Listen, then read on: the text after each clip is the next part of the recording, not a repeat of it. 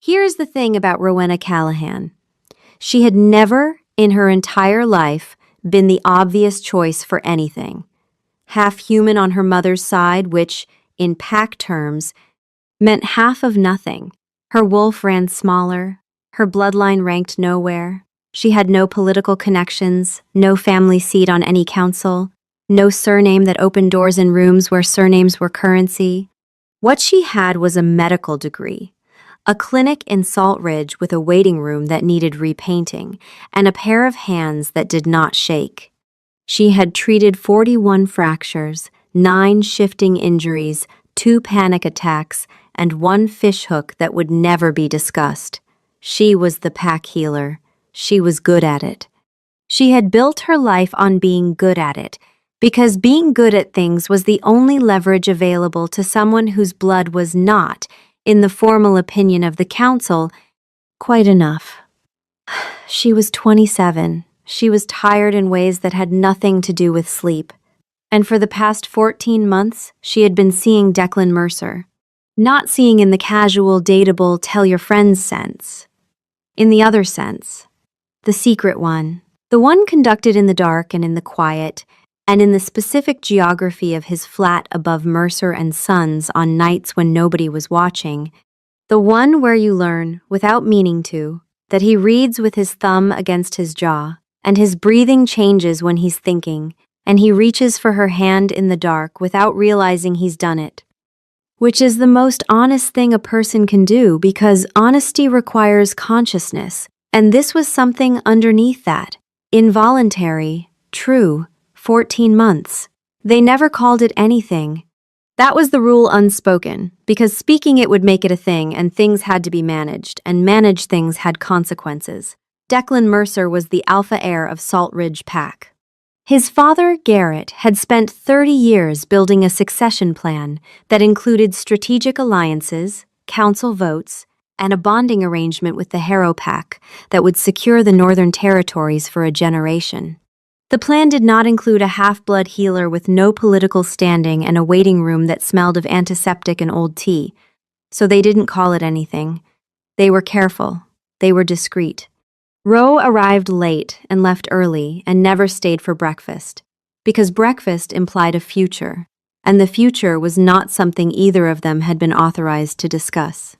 Declan kept her out of his schedule, his politics, his public life, the places where the heir existed and the man did not. She understood. She hated that she understood, but she did, because understanding was what you did when the alternative was asking for something you were not going to get. Her wolf had opinions about this arrangement. Her wolf had been holding up signs for 14 months.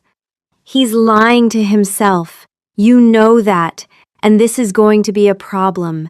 And once, just once, very quietly, yours and Roe had ignored every single one of them with the methodical discipline of a woman who had learned early and thoroughly that wanting something did not mean you were allowed to have it. It was fine. It was managed. It was the kind of fine that required daily maintenance and a refusal to look at it directly, like a crack in a load-bearing wall that you painted over every morning and told yourself was cosmetic. Then the conclave happened and everything stopped being fine. The thing about Marriott corridors at 11 o'clock at night was that they were designed by someone who had never once considered that a person might need to walk through one with any sense of purpose or dignity. The carpet was the color of regret. The lighting suggested a dental surgery that had given up on itself sometime around 2003 and simply never updated. Somewhere behind 3 sets of fire doors, a vending machine was making a sound that Roe could only describe, in professional terms, as deeply unwell. She was looking for the ice machine. The conclave happened every 5 years. 3 days of formal introductions, alliance negotiations, and interpack politics conducted inside a chain hotel off the M6. Because, and this was the part that never stopped being funny, absolutely no one had found a better venue. 200 wolves in business casual, pretending the complimentary breakfast buffet was adequate for people who occasionally ate raw elk. The conference rooms had motivational posters. One said teamwork in large letters above a photograph of a rowing crew.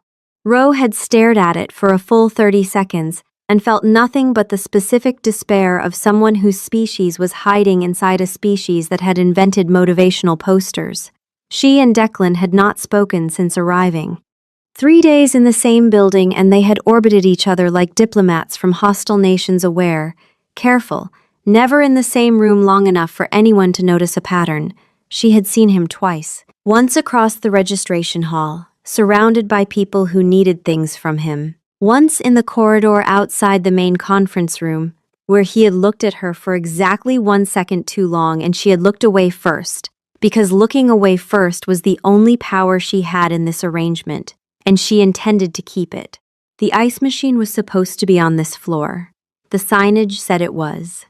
The signage was, thus far, a lie. She turned the corner. Declan Mercer was standing at the check-in desk. Now in Wolves, the mate bond is not a metaphor. It is not a feeling. It is not the thing humans mean when they say soulmate, that soft, negotiable greeting card notion that can be argued with and reasoned away and broken up over text message. In Wolves, the bond is biological.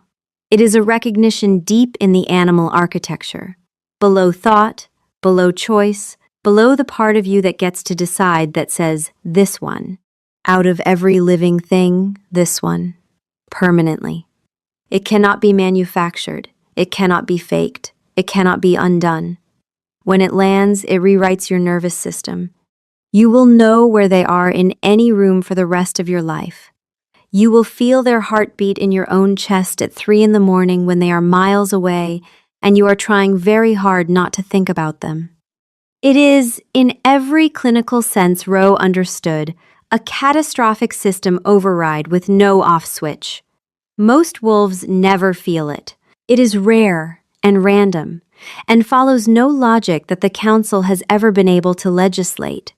When it happens, it is supposed to be a gift, the one thing in the entire wolf political structure that is not managed, not strategic, not subject to vote. It simply is. It was also, Ro would reflect later, the single worst thing that could happen to two people who had spent 14 months pretending they were nothing to each other. 4 seconds, maybe 5. She counted. Later, the way you count the gap between lightning and thunder, not because you want to know how far away the storm is, but because counting is something to do while the sound catches up to the light. The bond did not arrive like fiction said it would. There was no golden light, no cosmic click, no swelling orchestral arrangement. It landed in her chest like a stone dropped into still water, heavy, certain, and absolutely silent. The ripples went outward and kept going, and would not stop going for the rest of her life. She knew that immediately. The knowing was part of it. Oh, she thought. And then, quieter, underneath, in a voice that wasn't quite hers and wasn't quite the wolf's and was something older than both, it's you. It was always going to be you.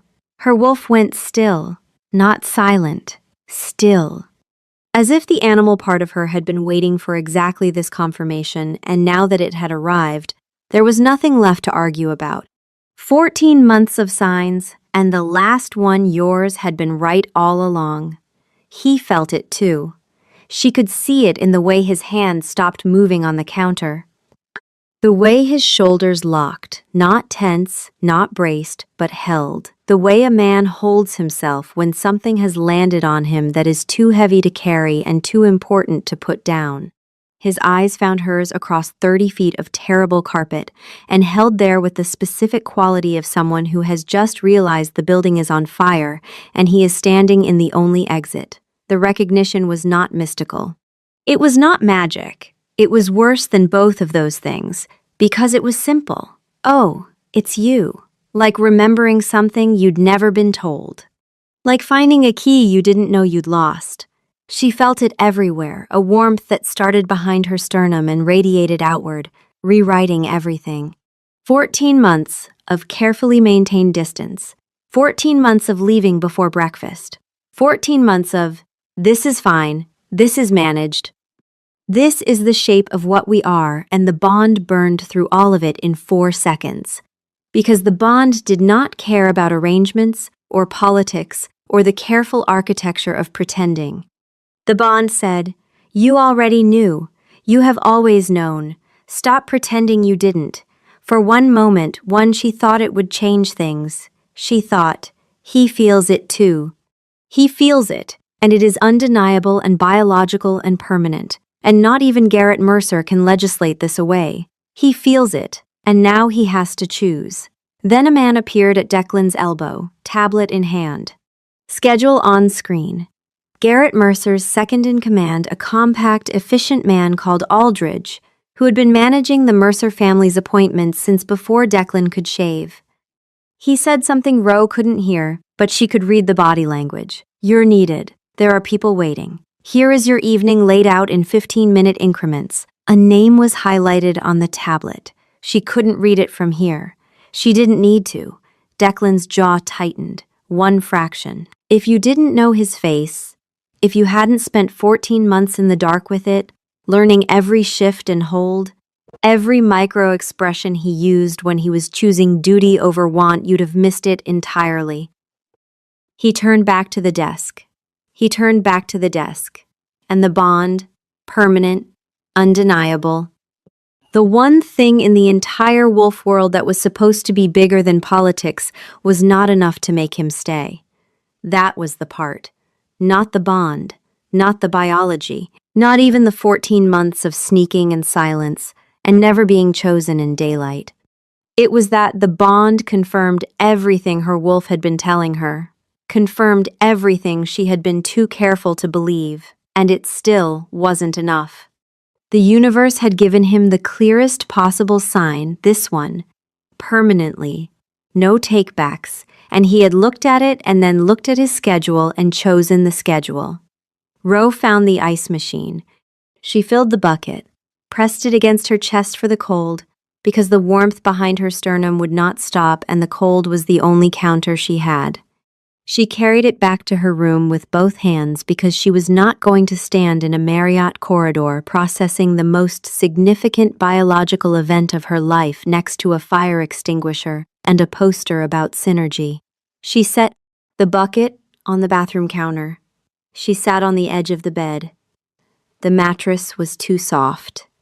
The duvet had a pattern that could charitably be described as floral and less charitably as evidence. Her wolf held up one sign, just one.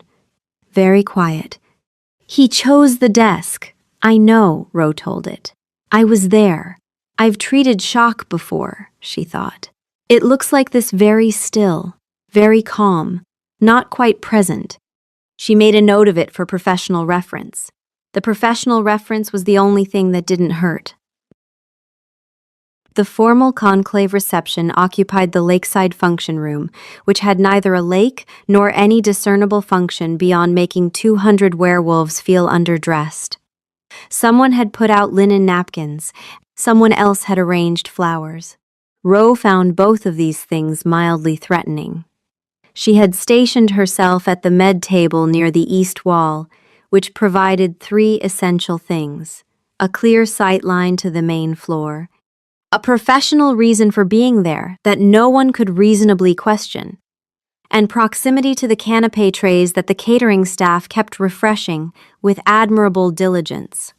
The canapés were doing more for interpack diplomacy tonight than anything on the formal agenda. Tiny salmon things on crackers.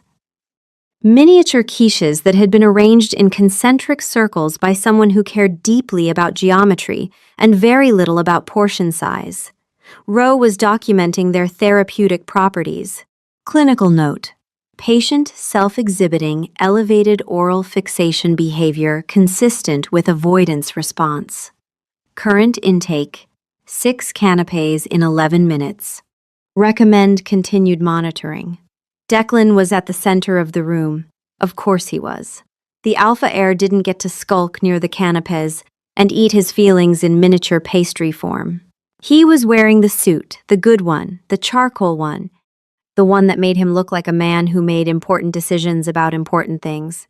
and he was introducing a woman to the assembled conclave representatives with the particular careful posture of someone performing a duty he had rehearsed in front of a mirror. The woman was tall, poised, dark hair, excellent posture.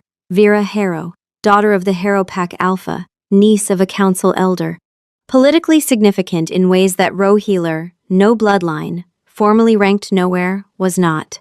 Vera Harrow was completely fine. That was the worst possible thing she could be. If she'd been awful, Roe could have hated her efficiently and moved on. But Vera was fine, polite to the catering staff. Not responsible for any of this. Clinical observation. Subject is coping with acute emotional distress via sustained canapé consumption. Rate, accelerating. Prognosis, continued, with possible escalation to the mini quiches. She's very tall, said Petra, materializing at Roe's elbow with the sudden inevitability of a weather event.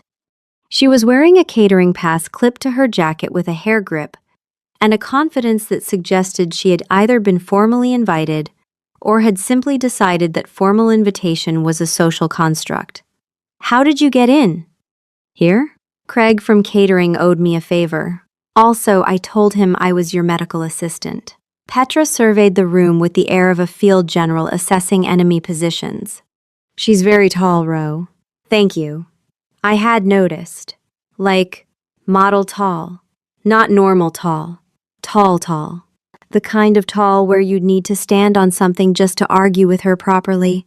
Petra, I'm just saying. If it came down to a physical confrontation, and I'm not saying it should, I'm just noting you'd need a stepladder. I could source a stepladder. I don't want to fight anyone. Roe picked up another canapé. I am a medical professional attending a professional function in a professional capacity. You've eaten 9 of those. I'm monitoring their quality. For the pack. It's a public health initiative. Roe, if you say one more word about her height, I will document you as a workplace hazard. Petra opened her mouth, closed it. Opened it again, the universal precursor to the wrong thing said with absolute sincerity. But the room shifted. The lights adjusted. Declan was speaking. The formal introduction. The words that made it real and public and on the record. Roe watched him present Vera Harrow to the Northern Alliance representatives, with the smooth, careful efficiency of a man reading from a script someone else had written. His voice was steady. His posture was impeccable. He was performing the role exactly as it had been designed for him, and he was doing it well, because Declan had always been good at performing the things that were expected of him. That was not the same thing as wanting them. He looked at Roe once, just once, between introductions, in the gap where one handshake ended and another began. He thought she wasn't watching. She was watching. He looked like a man at his own sentencing. His face was composed and his hands were steady, and every visible part of him was exactly where it was supposed to be. And underneath all of it was a silence so loud that Roe could hear it from across the room. She almost felt bad for him. Then she remembered she was the one who'd found the ice machine alone. She ate another canapé. Petra, beside her, was uncharacteristically quiet. Then, you all right? I'm fine. You're doing the thing. What thing? The thing where you're fine and everyone who knows you is terrified. I don't have a thing. You absolutely have a thing. It's very well documented. I've told at least 3 people about it. In confidence? Obviously in confidence. Roe looked at her. Petra looked back with the expression of someone who knew she was being unhelpful and was doing it anyway because the alternative was worse. Eat another canapé, Petra said. Roe ate another canapé.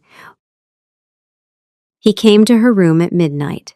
She opened the door in pajama bottoms and an old university t-shirt with a medical textbook in one hand, and the expression of someone who had absolutely, without question, rehearsed this entire exchange in the shower and was now committed to the fiction that she hadn't. Roe, it's late. I know. I need to explain? The word sat between them like a door neither of them had agreed to open. Declan was still in the suit, though the tie was gone and the top button undone, which on him constituted full emotional collapse. He looked like he'd been wearing it for 100 years. He filled the doorway the way he always filled spaces, not trying to, just inevitably. And the bond hummed between them like a live wire. She could feel the pull of him from 3 feet away. The bond wanted her to step forward. It had opinions about a great many things tonight, and she was ignoring every single one of them. "I need you to understand," he said. His voice was low and careful, the political voice, the heir's voice, the one that sounded like his father's if you listened from far enough away. "The arrangement with the Harrow Pack, it's been in progress for months. My father has been building this alliance since before the conclave was scheduled. The council requires both bloodline and their approval for succession. And the Harrow Alliance." "Stop." He stopped. "I want to make sure I understand what's happening here." Her voice was very calm, very level. The kind of calm that people who knew her feared more than shouting, because shouting meant she was still fighting, and calm meant she had already finished. "You felt the bond. In the corridor. I watched it hit you. I watched your hands stop on the counter. I watched your shoulders lock. I watched your eyes find mine, and I know you felt it, Declan, because the bond is not subtle, and you are not that good an actor." He didn't deny it. He couldn't. And then Aldridge appeared with his tablet and his schedule. "And you looked at me, standing there with the bond still landing, with the most significant thing that will ever happen to either of us, happening right then, and you turned back to the desk." She paused. Let the words settle. "You chose the desk." It was exactly that. "Don't." The word came out sharp, the first crack in the calm, and she closed it immediately, sealed it, put it back behind the professional expression, like grouting over a fracture. "Don't tell me it was complicated. Don't tell me about your father's 30-year plan, or the council, or the dual requirement, or whatever political architecture you've built around this to make it sound like strategy instead of what it actually is. What is it then?" "Cowardice!" The word landed in the room like a slap. She hadn't raised her voice. She didn't need to. "You have spent 14 months keeping me in the dark, literally, Declan. Always in the dark, always late, always gone before morning, because acknowledging what we were would have meant choosing. And choosing would have meant risking the plan. And the plan is the thing your father built and the thing you've never once had the courage to question." He was very still. The kind of still that meant every word was landing exactly where she intended it to. "And tonight, when the universe handed you the one thing that cannot be faked, the one thing in the entire wolf world that is not political, that is not negotiable, that says, this person, permanently, no arguments, you got the clearest sign you will ever get, and you looked at it, and you looked at Aldridge's tablet, and you chose the tablet." Her voice didn't waver. Her hands didn't shake. She was a healer. Steady hands were the deal.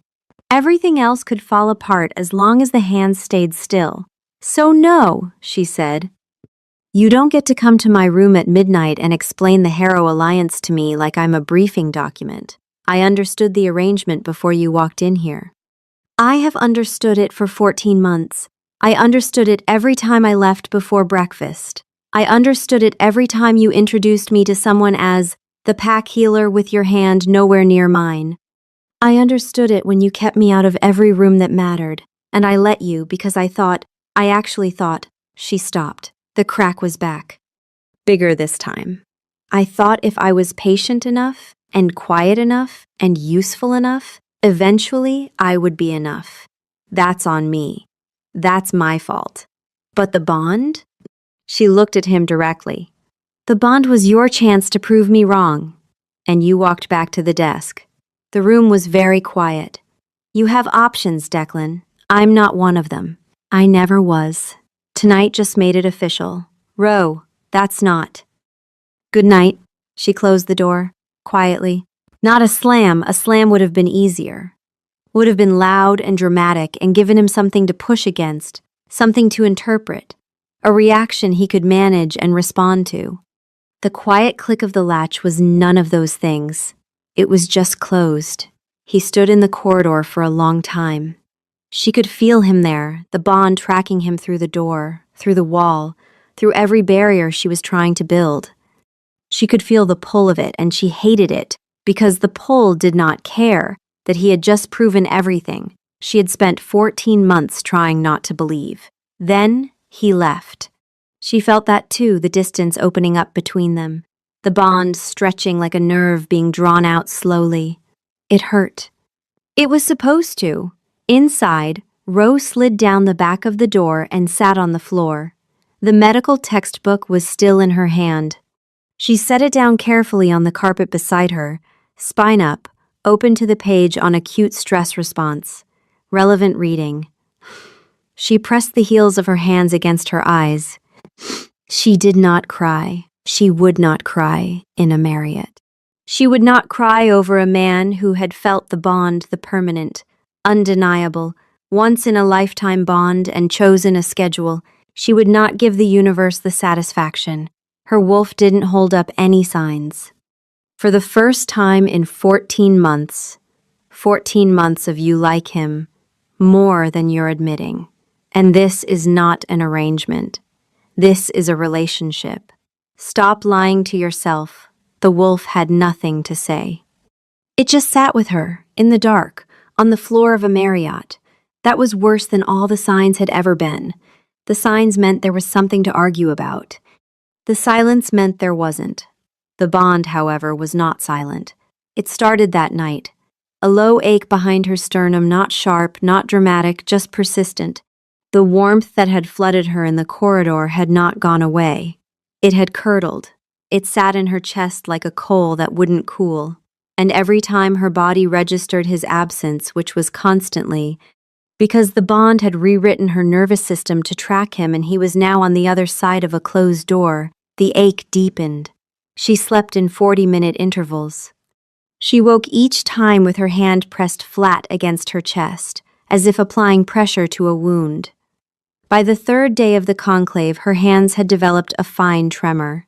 Not visible to anyone who wasn't looking, she was looking. She was a healer. She knew what her own body was telling her. And what it was telling her was this: the bond has been acknowledged and not completed. The bond does not care about your reasons. The bond is a biological imperative, and you are currently in violation of it, and your body is keeping score. She saw him twice more before the conclave ended. Both times the ache eased noticeably, measurably, like a fever breaking. Both times when he left the room, it came back worse. She documented it with the clinical detachment of a woman who was losing an argument with her own biology and intended to at least keep accurate records of the defeat. Saltridge looked the same when she got back.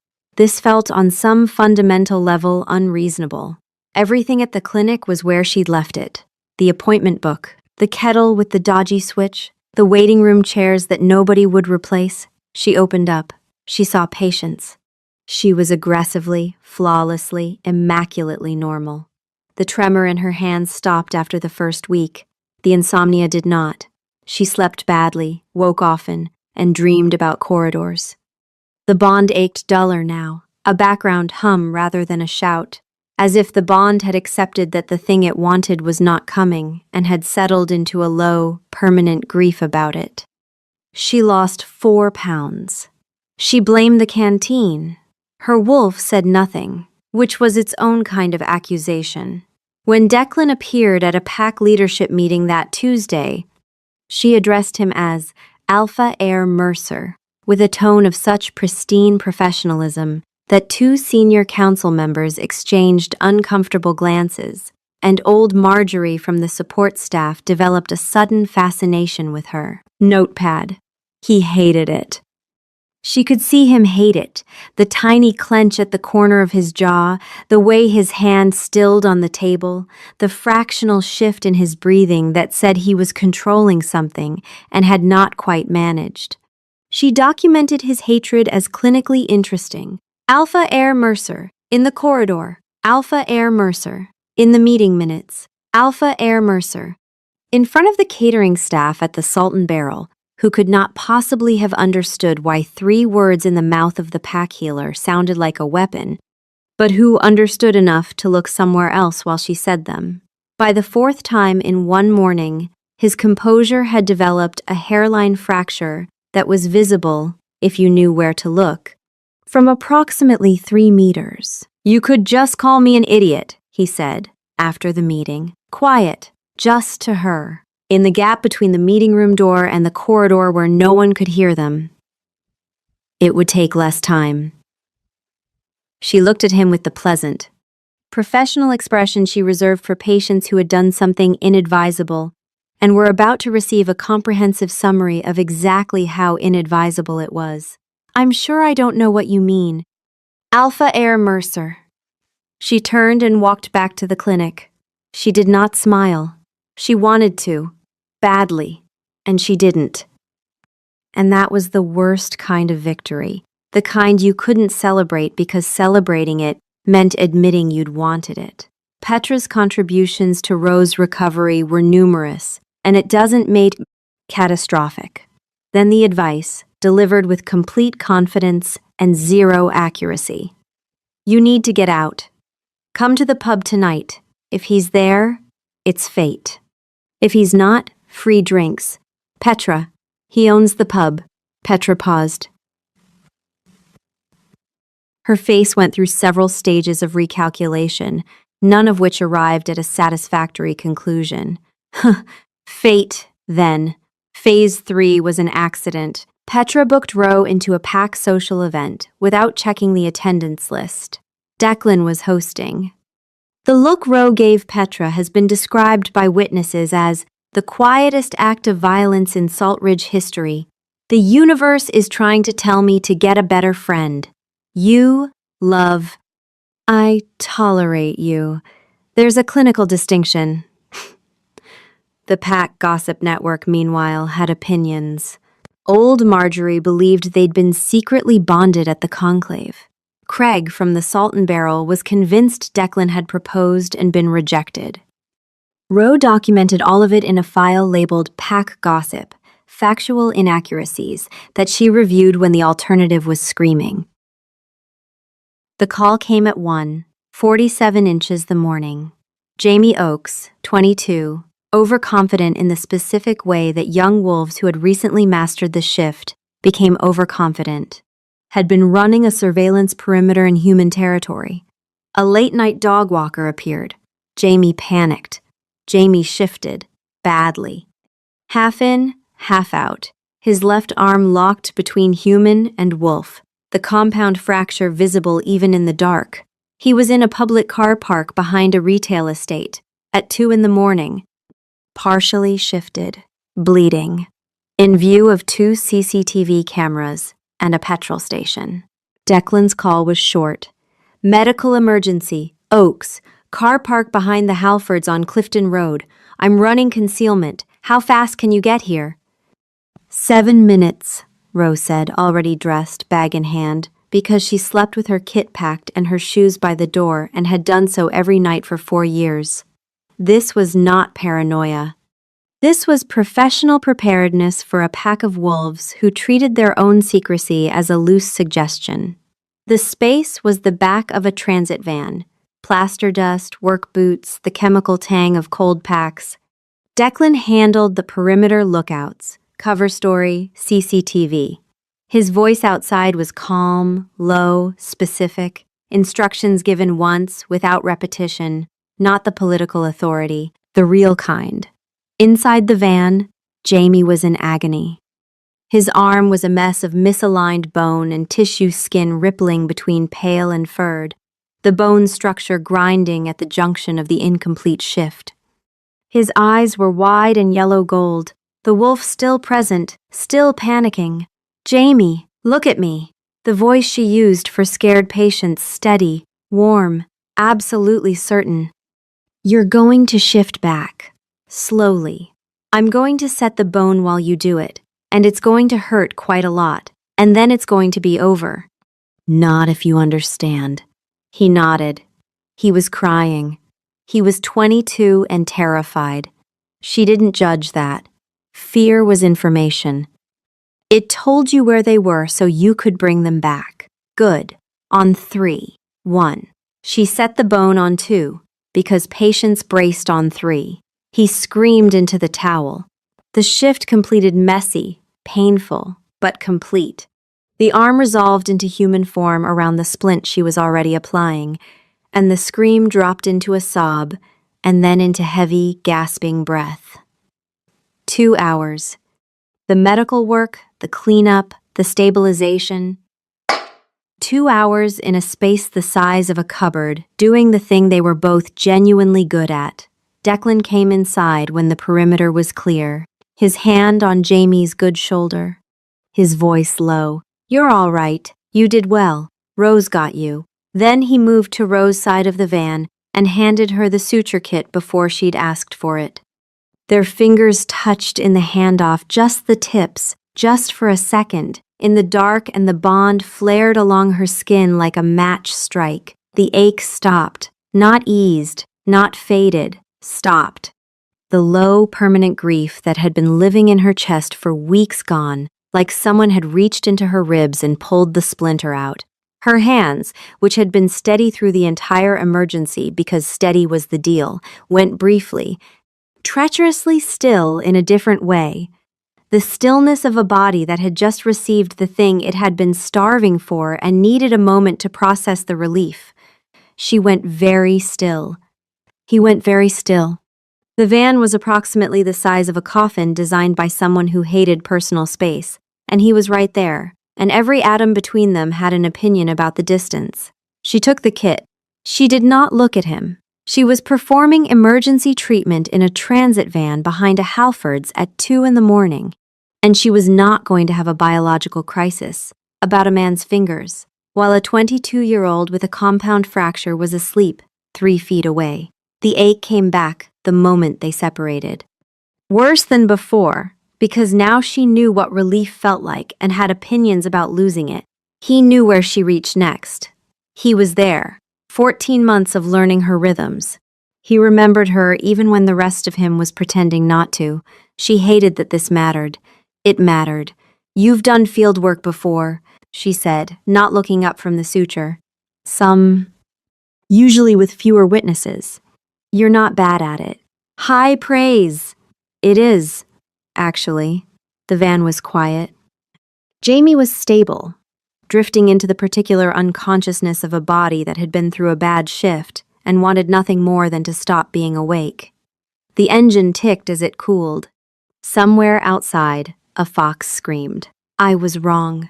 His voice, in the dark. No preamble, no managed introduction, no careful political framing. Just that. At the conclave. I was wrong. She didn't stop cleaning her kit. The antiseptic wipes went into the sealed bag. The unused gauze went back into the case. Her hands were steady because her hands were always steady. That was the deal. Everything else could fall apart as long as the hands stayed still. "I know. I want to. Not tonight." She sealed the bag. Looked at him for the first time since he'd entered the van. His face was half in shadow and half in the sodium orange of the car park lights filtering through the windscreen. He looked exactly like himself, large, controlled, carrying something heavy and private in the space behind his eyes. "Tonight we got him out. That's enough for tonight." He held her gaze. She held his. The van smelled of antiseptic and cold packs, and the fading copper of Jamie's blood. Outside, the fox screamed again. Inside, the quiet was a different kind of animal, warm-blooded, patient, waiting for something neither of them was ready to name. He nodded. She drove Jamie back to the clinic herself. They didn't say goodbye. There wasn't a version of goodbye that fit what had just happened in the back of that van, and both of them knew it. At the clinic, she set Jamie up in the recovery room and sat with him until the residual tremors from the bad shift stopped. He was 22. He was going to be fine.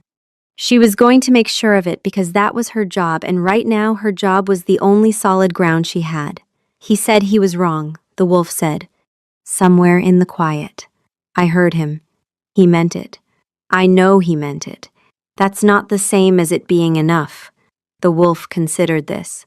Not yet, it said finally, which was the most honest thing either of them had managed all night. It was enough for tonight. After the operation, something shifted. Not dramatically more, like a lock turning. The door remained closed, but it was no longer bolted. He came to the clinic, not as a patient, not for pack business. He sat in the terrible waiting room chairs, the ones she'd tried to replace 3 times, and read reports on his tablet and said nothing while she worked. He wasn't making grand gestures. He wasn't apologizing. He wasn't trying to have the conversation. He was just there, present, sitting in her space, doing his own work, as if proximity alone was the thing he was offering. As if showing up day after day, without pushing, without asking, was supposed to mean something. The first day, she ignored him. The second day, she couldn't quite maintain it. "Those chairs are going to damage your spine," she said from the treatment room doorway. "They're building character. They're building a herniated disc. I'll have to treat you, and the irony will kill me long before the paperwork does. At least I'll have a doctor present." She didn't smile. But she stopped telling him the clinic was closed. He kept coming. 3rd day. 4th day. He looked terrible shadows under his eyes. Weight loss she could measure from across the room. Hands not quite as steady as they used to be. The bond was doing to him what it was doing to her. He just had more practice hiding damage. On the 3rd day, she set a cup of tea on the table near his chair without comment. The next day, 2 biscuits on a napkin, custard creams. She did not examine her motivations. The bond eased when he was there, not healed, but quieter. As if proximity was a painkiller and he was administering it 43 minutes at a time. "He's here," her wolf noted, "in the terrible chairs, voluntarily. I'm aware. Is that enough?" Ro didn't answer that. She wasn't sure. She wanted it to be. She wanted showing up to count for something. Wanted to believe that a man sitting in terrible chairs every day, saying nothing, asking for nothing, was the same as choosing. But she'd spent 14 months letting presence substitute for commitment, and she knew the difference between a man who was there and a man who had decided to stay. Petra, naturally, celebrated prematurely. Told 4 people they were basically back together. Old Marjorie congratulated Ro in the corridor. "I hear the alpha heir has been at the clinic. He has a recurring appointment," Ro said. "For what?" "Poor judgment. I'm monitoring it closely." She found the paperwork on a Thursday. It was buried in a routine council filing, the Harrow arrangement, still formally in place. Filed, stamped, active. She read it 3 times, because the specific sensation of the floor dropping out from under you deserved to be documented with precision. 4 days. He had been in her waiting room for 4 days, reading his reports, drinking her tea, sitting in her terrible chairs, and the Harrow arrangement was still active. He hadn't dissolved it, hadn't filed to dissolve it, hadn't touched it. He had come to her clinic and sat in her space and offered her his presence. And the whole time, the piece of paper that said she doesn't matter was sitting in the council files, exactly where his father had put it. This was the pattern. She could see it now with the horrible clarity of someone who had been given the same piece of evidence 3 times and had finally stopped making excuses for it. The Marriott corridor. He felt the bond and chose the desk. The hotel room, he came at midnight with explanations instead of action.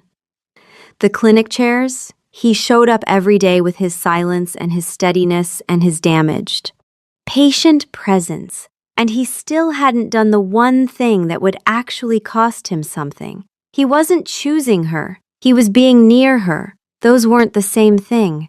They had never been the same thing. And she had kept letting them be because she wanted them to be, because wanting was the thing she did best and the thing that hurt her most.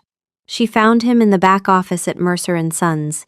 She didn't knock. The Harrow arrangement is still active. He stood. She watched the color leave his face. Filed, stamped, active. You've been in my chairs for 4 days, Declan, drinking my tea, sitting in my space. And the whole time, she stopped. Steadied. The whole time, the paper that says I'm nobody was sitting in the council files untouched. I was going to… When? The word was quiet and devastating. When were you going to? After the 5th day in the chairs? The 10th? Were you going to dissolve it on a schedule, or were you hoping that if you sat there long enough I'd stop noticing it existed? He had nothing. She could see it, the architecture collapsing, the political framing stripped away. Just a man in the wrong place with no way to explain it.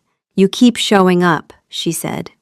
You showed up at my door at midnight. You showed up in the van. You showed up in those chairs.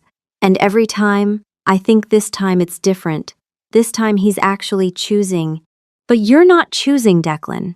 You're just present. You're here because being here is easy. Because sitting in chairs doesn't cost you anything. Because proximity lets you feel like you're doing something without actually having to do anything. She was quiet for a moment. When she spoke again, the anger was gone. What was left was worse. You need to leave, Declan. Her voice was steady the way her hands were steady, because she had practiced. Every time you walk in here, the bond thinks you're staying.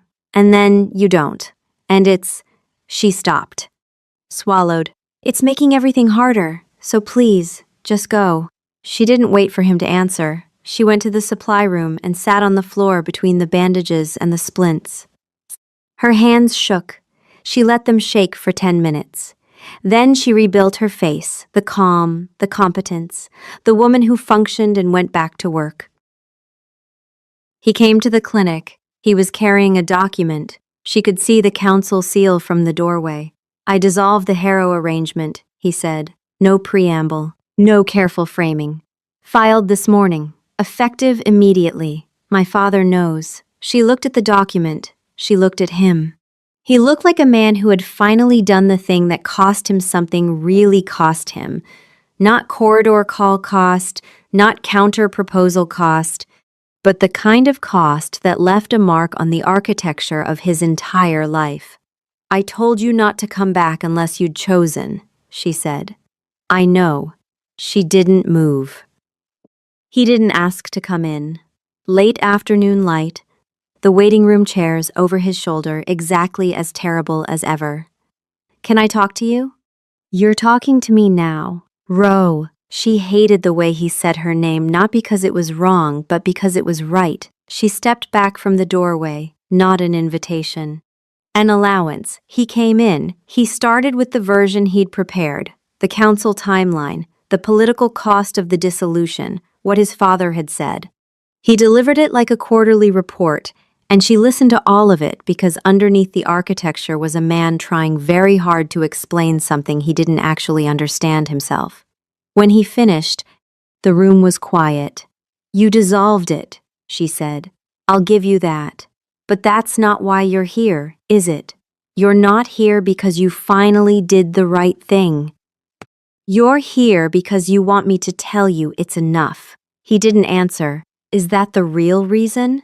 She said. Declan, is that the real reason you walked back to the desk? Because of the Harrow arrangement? Because of the council? He stopped. The break, when it came, was not dramatic. Declan Mercer did not do dramatic. He did controlled, measured, managed, contained. What happened was all of that failing at once. Not loudly, quietly. The way a dam doesn't explode, it just stops holding. His breathing changed. She could track the exact moment the rhythm broke because she was a healer, and she knew what it sounded like when someone stopped. Performing calm and started actually feeling. His eyes went gold at the edges. The wolf, surfacing, not pushing, just there, looking at her through him with the honesty the human part had been unable to manage. You… He stopped, started again, stopped. You were the only thing. His voice was low and rough, and he wasn't finishing the sentence properly because it wasn't prepared. It was just arriving. I ever wanted, just because I wanted it. No strategy, no Christ, Ro, no framework. You were just you, and I was terrified. Terrified. He hadn't meant to say it. She could see that in the way his jaw tightened, the instinct to pull it back, to reframe, to manage. He didn't. He let it sit there. Exposed. So I did what I always do. You managed it. Yes, you managed me. He took it. He stood there and took the full weight of it. She was quiet. He waited. He owed her that. You dissolved the arrangement, she said. Her hands were in her pockets because she didn't trust them. And I believe you meant it. But you dissolved it after I told you to. After I stood in your office and made you see what you were doing. You didn't choose me, Declan. You got caught not choosing me, and you corrected. Those aren't the same thing. Her voice got quiet. The kind of quiet that was load-bearing. Every time, I have to be the one. At the conclave, I had to be the one standing in the corridor while you walked away. At the hotel, I had to be the one who closed the door. In your office, I had to be the one who found the paperwork and told you what it meant. You keep showing up. You keep being present. But I'm always the one who has to tell you what's wrong, and then you fix it. And then I'm supposed to be grateful that you did the thing I shouldn't have had to ask for. She paused. Let the next part land. That's the part I can't forgive yet. Not what you did. That I keep having to be the one who makes you see it. He had no defense against that. He didn't try to find one. A beat of quiet. Then she closed the door properly, with both hands. Even if everything you said is true, she said, it doesn't change what we are. You're the alpha heir. I'm the healer with no bloodline and a waiting room that needs repainting. Those aren't the same world, Declan. They were never the same world. I'm not asking you to be in my world. His voice was quiet. I'm asking you to let me into yours. She almost broke for that one. Almost. She felt the structural compromise behind her sternum, and she closed it. Because she had spent 27 years learning that wanting something did not mean you got to have it. Your world follows you. Your father follows you. The council follows you. I'd spend the rest of my life being the liability in every room I walked into. She paused. Let him hear the next part clearly. I've spent enough time being tolerated, Declan. My whole life. I won't do it on purpose. The room was very quiet after that. So this is you being practical. This is me being realistic. Same thing. She almost smiled. She didn't. Go home, Declan. He went, not because he accepted it, but because she'd asked, and respecting what she asked for was the only currency he had left. He stopped coming to the clinic. The ache came back like a door slamming. That first night without him in the chairs, Ro lay awake until 4 a.m. and stared at the ceiling and felt the bond grieving inside her chest, like something alive and wounded. She had done this to herself. She had made the sensible call. The sensible call felt like swallowing glass. The next morning, Petra arrived with coffee and the expression of someone who had already been fully briefed. So you rejected him. I made a clear-eyed assessment of incompatible structural. You rejected. Ro took the coffee. Yes. Was it the right call? Long pause. The coffee was too hot. She drank it anyway because the burn gave her something else to think about. It was the sensible call. Those aren't the same thing either. Ro documented this conversation as clinically unhelpful. She was thinking about it for 3 days. On the second day, she reorganized the supply room. On the third day, she reorganized it again. The bandages did not benefit from being sorted by color. She did it anyway. Her wolf said nothing, had been saying nothing for days. The silence between them had become a third presence in every room. Ro entered not hostile, not cold, just patient. Waiting. The way you wait for someone to finish a sentence they started wrong and need to begin again. On the fourth day, she stopped reorganizing and admitted, to no one and to the wolf simultaneously, that the sensible call and the right call might not, in fact, be the same thing.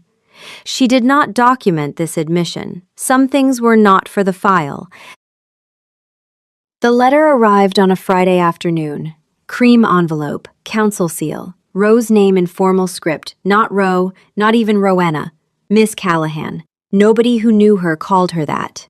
She opened it standing at the clinic reception desk, between a stack of intake forms and a half-eaten sandwich she'd forgotten about since 11 o'clock. The Council of Saltridge PAC wishes to formally review your appointment as PAC healer pursuant to provision 14.3 of the PAC Charter regarding qualifications and standing of essential service holders. She read the next paragraph twice, then a third time. The language was careful half-blood standing, institutional safeguards, adequacy of political anchor for essential service roles. Very measured, very thorough. Filed 3 days after the Harrow dissolution, which was the kind of timing that didn't need explaining. Her sandwich sat there getting stale.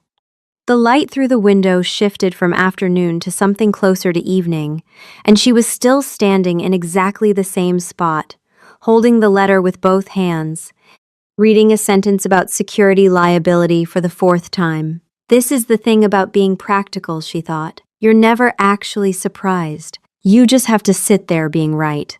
Declan found out the same day. He went straight to Garrett's office, and what happened there was quiet, which was worse than shouting.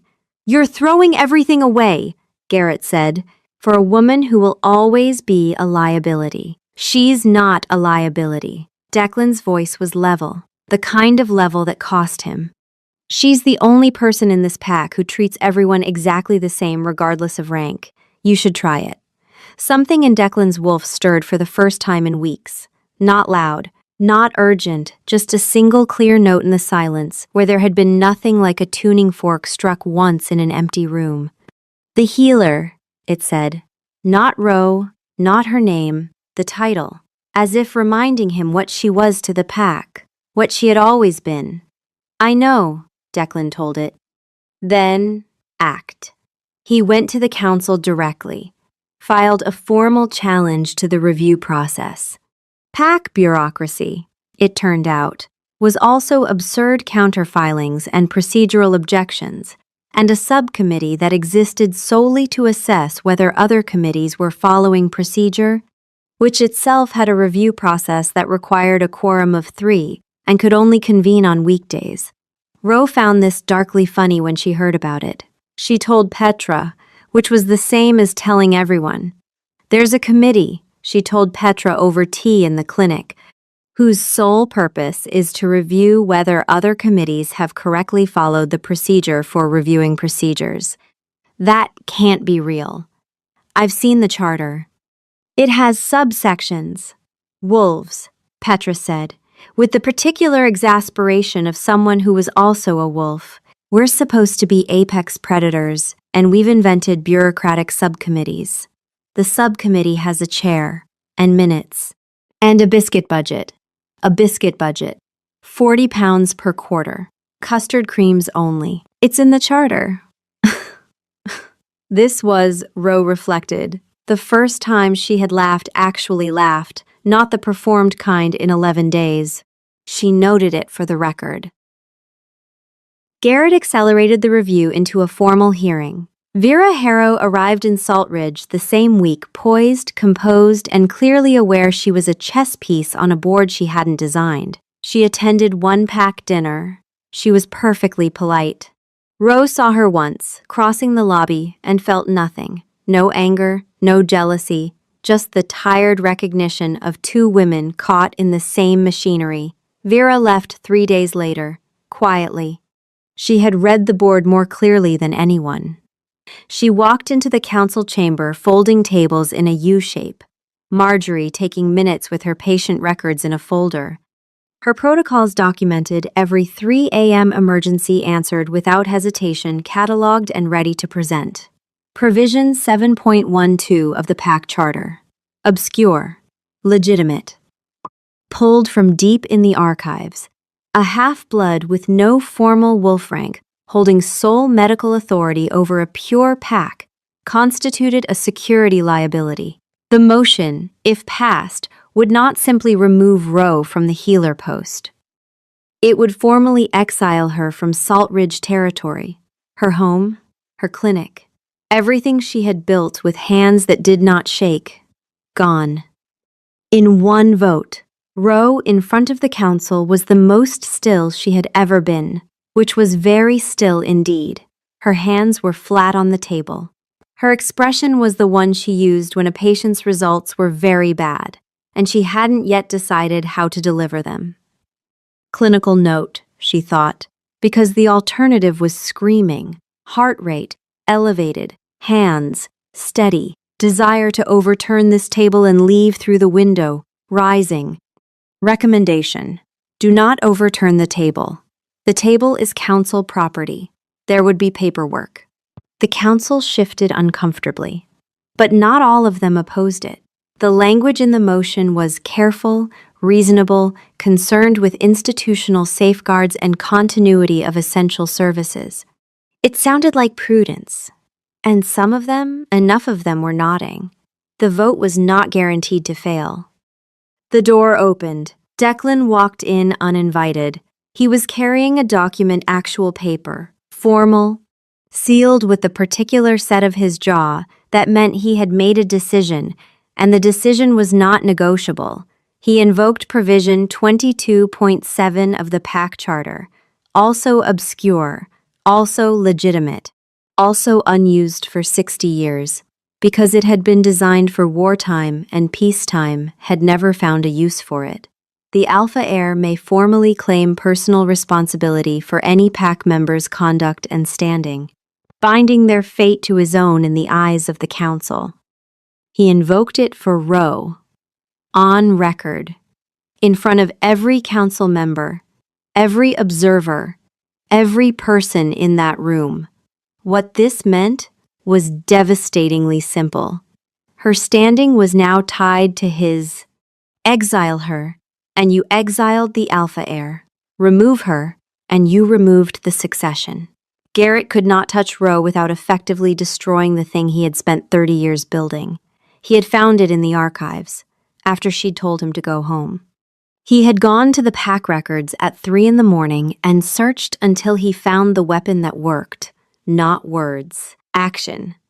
Garrett looked at his son with the expression of a man watching his own architecture turn against him. "There is no taking this back," Garrett said. "I know," Declan said. The exile motion failed, 7-2 with 1 abstention. Roe watched all of it happen.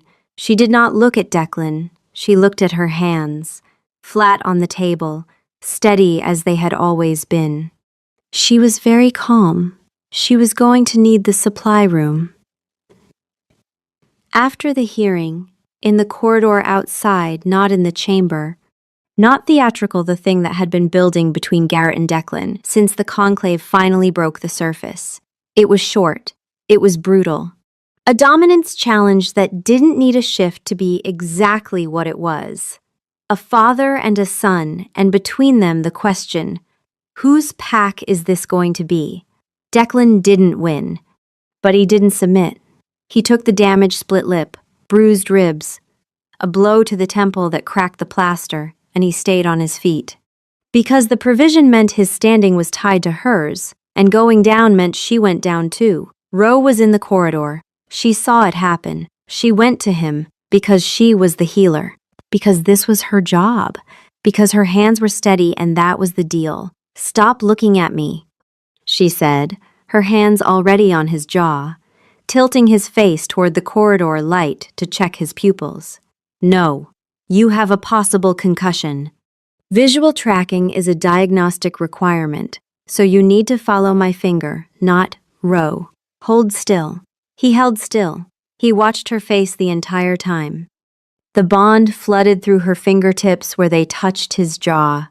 The ache that had lived in her chest for weeks, finally, fully silent, not eased, gone, contact. The thing the bond had been demanding since the Marriott corridor, and her hands were on his face, and the relief was so sharp it almost hurt. She walked him to the clinic. Ribs bruised, not broken. Split lip clean, concussion risk mild. She gave him the full protocol in the tone of someone completely unaffected by any of this. Then she went to the supply room, closed the door, locked it. 20 minutes. Petra found her on the floor, back against the shelving unit, next to the compression bandages. Petra didn't say the wrong thing, for once. For the first time, maybe ever. She just sat down on the cold floor next to Ro and said nothing. He stepped in front of it. Ro said, "Yeah, I told him different worlds. I told him it was better this way." "Yeah." He stepped in front of it anyway. "Yeah." Long pause. The supply room was cold. It was always cold. 3 maintenance requests about the heating. All declined. "I'm an idiot," Ro said. "Little bit," Petra said, "but like a very understandable idiot." Ro leaned her head back against the shelf. The compression bandages made a terrible pillow. She didn't care. "He found a provision," she said. "In the charter. 60 years old. Nobody's used it since the territory wars." He bound his standing to mine. "If they exile me, they exile him." Petra was quiet for a moment. This was unusual enough to constitute a medical event. "He did that before he came to see you," Petra said. "Not a question. He did that before he came to see me. He didn't ask you first. No. He just did it. Yes. And then he took a beating from his own father and didn't go down. He didn't go down." Petra exhaled slowly. "Ro, sweetheart. I say this with love and with full awareness that my advice track record is historically terrible." She paused. "That's not managing. That's choosing. Since when do you know the difference? Since you spent 3 days reorganizing the bandages by color, sweetheart. That's not a woman who made the right call. That's a woman who knows she made the wrong one and is taking it out on the medical supplies." Ro closed her eyes. The supply room was cold. The bandages were a terrible pillow. Her wolf, in the quiet, held up nothing. It didn't need to. Some things didn't require signs. She closed the clinic early. In 4 years, she had never closed the clinic early, not once. The clinic was the structure, and the structure was the thing she built herself around when everything else was uncertain. She put the sign on the door. She walked across Salt Ridge in the late afternoon light with her hands in her pockets and the set of her jaw that meant she had decided something and was doing it anyway. She knocked on his door. He answered, looking exactly like a man who had lost a dominance challenge with his own father approximately 4 hours ago, which was accurate. The bruising was coming up along his jaw. The split lip had been competently treated her treatment, her work. His ribs were moving carefully. He looked terrible. He looked like himself. "You should be resting," she said. "You should be at the clinic. I closed early." "You never close early." "Well," she looked at him. "Different worlds." Apparently. He went very still. She stood in his doorway, not inside yet, not quite, and said the thing she'd come to say. "I came to tell you I was wrong. Not about the worlds being different. They are different. I'm still the healer with the terrible waiting room, and you're still the alpha heir with the complicated father, and none of that goes away." "No, but you stepped in front of it." "Yes, that was stupid, probably. Don't do it again. I can't promise that." She looked at him for a long moment. His face, bruised and open in the late light. The quiet in him not managed, not performed. "Just real." "I know," she said. That's the thing, isn't it?" She went in. She checked his injuries. Ribs, bandaging. Split lip her work, holding up well. You did a decent job with this, she said, her fingers light on his jaw. I had good instructions, very thorough, very detailed. Delivered in the tone of someone who was completely unaffected. I was completely unaffected, of course, professionally speaking, naturally. She stopped. Her hand was still on his jaw. The bond was different now. Not the ache, not the grief, not the permanent low hum of something denied. It was warm and steady and pulling her toward something she had already decided about. And the difference between that and falling was the difference between an accident and a choice. His eyes had gone gold at the edges. The wolf, the honest part of him looking at her directly, her wolf, for the first time since the Marriott, held up a sign. Pay attention. This is the one. I know, Ro told it. I closed the clinic early. I already decided. For the record, she said, this is not me being practical. No? This is me being something else. I haven't filed it yet. He almost smiled. She almost smiled. The almost was the best part. The space between the hurt and the beginning, where two people who had been terrible at this stood in the wreckage and decided against all sensible advice to try. She kissed him, or he kissed her, or they met in the space between her hand on his jaw and his hand coming up to cover hers, and it was not golden or cosmic or any of the things fiction said it should be. It was warm. It was clumsy, because his lip was still split and she pulled back and said sorry, and he said, don't you dare. And then they were laughing and kissing, and it was ridiculous, and it was the most honest thing that had happened between them in months. Your ribs, she said, don't care. I care about your ribs. I'm your doctor. This is a medical opinion. Filed and noted. You're not taking this seriously. I am taking this extremely seriously. I have been sitting in those chairs for 43 minutes at a time. I know what serious looks like. He paused. I also found a 60-year-old wartime provision in the PAC archives at 3 in the morning and invoked it in front of the full council. But I understand that's less impressive than the chairs. She laughed. The real laugh, the one she kept behind the professional expression and the clinical notes, and the dry, precise, self-aware armor she'd built out of 14 months of not being chosen. It surprised her. It surprised him. It hurt his ribs. He didn't care. She made him sit down. She made tea the proper kind, from his good kettle, and they sat on his sofa and drank it in the specific silence of two people who had run out of pretense and were discovering that what was left was better than what they'd been performing. His wolf, in the quiet, came back. Not loudly, not with a declaration. It was just there again, the steady, patient presence that had always known the right call and had spent weeks withholding because knowing hadn't been enough. It was enough now. Something had shifted. Something had been earned. Stay, it said. Simple, certain. Declan stayed. Your father is going to be a problem, she said, after a while. My father is already a problem. He's been a problem for 31 years. I'm used to it. The council. I'll handle the council. You can't just row. He looked at her. The managed version was gone. All of it gone. What was left was the man who had bound his fate to hers without asking permission. I will handle the council. She looked at him for a long moment. Then she took his tea, because he was holding it at the wrong angle, and it was going to spill. And she was a medical professional, and spillage was a workplace hazard. Fine, she said, but I'm requisitioning new chairs. Non-negotiable. Done. And the supply room heating.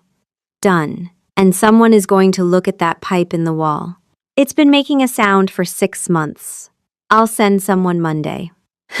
You're very agreeable when you're concussed. I'm very agreeable when I've stopped being an idiot. She put her head on his shoulder, carefully because of the ribs. He didn't move. She didn't move. The tea cooled. The light changed. Ro, he said, after a while. I'm sorry I made you hope. His voice was quiet, not managed, not careful. Just quiet. In the corridor, at the conclave. I'm sorry I was the kind of person you had to hope about instead of the kind you could rely on. She didn't say anything for a long time. Her hand found his. She held on. You're here now, she said. That's the part that counts. He held her hand. She held his. Neither of them moved because he had learned finally, slowly, at the cost of everything he'd been built to be, that sometimes the right thing was to stop managing and just be still. And she had learned finally, slowly, at the cost of every defense she'd ever built, that sometimes the right thing was to stop functioning and just be held. He stayed, because it was where he was supposed to be, and they both knew it. The fallout arrived on Monday. 3 council members requested a formal review of the dominance challenge. Garrett had won technically, physically. Declan hadn't submitted, but he hadn't won either, and Paclaw was clear about what happened when an heir challenged an alpha and didn't prevail. The council could strip his succession claim. Garrett could have pushed for it. He didn't push. That was the thing nobody expected. Garrett Mercer, who had every legal and political right to end his son's claim and start over, didn't. Ro heard about it from Marjorie. Marjorie heard about it from the minutes she was still taking. Marjorie told Ro before she told anyone else, which was Marjorie's way of choosing a side without ever saying so. He withdrew the challenge finding. Marjorie said, standing in the clinic doorway with her notepad and the expression of someone delivering news she considered personally satisfying. Filed a formal withdrawal with the council this morning. No succession review, no claim dispute. Ro looked at her. Why? He attended the Monday council session, routine business, sat through the whole thing. Then at the end he said, and I'm quoting the minutes here, "My son has demonstrated the necessary qualities for succession. The matter is closed."